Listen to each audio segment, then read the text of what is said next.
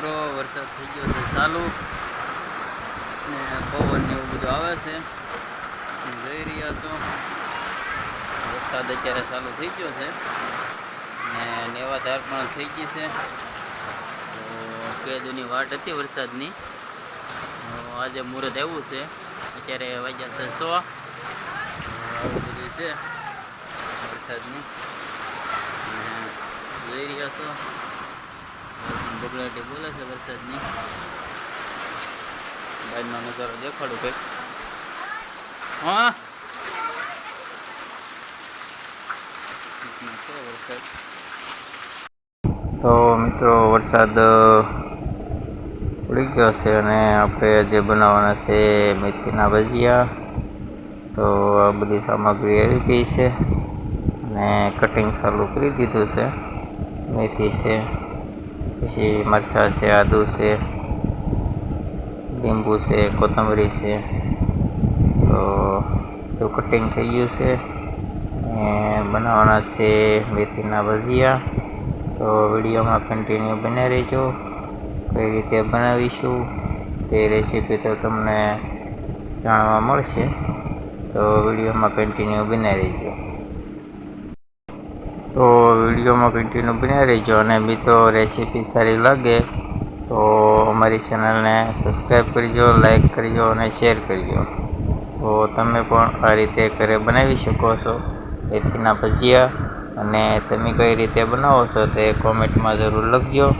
અને ચોમાસાની શરૂઆત થઈ ગઈ છે તો ખૂબ જ મજા આવે છે ભજીયા બનાવીને ખાવાની. તો મિત્રો વિડીયોમાં કન્ટિન્યુ બને રહેજો.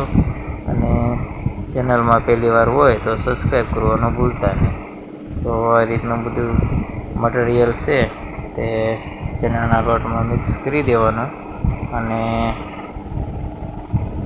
બધું સારી રીતે મિક્સ કરી અને પછી બનાવીશું ભજીયા. તો વિડીયોમાં કન્ટિન્યુ બનાવી દો.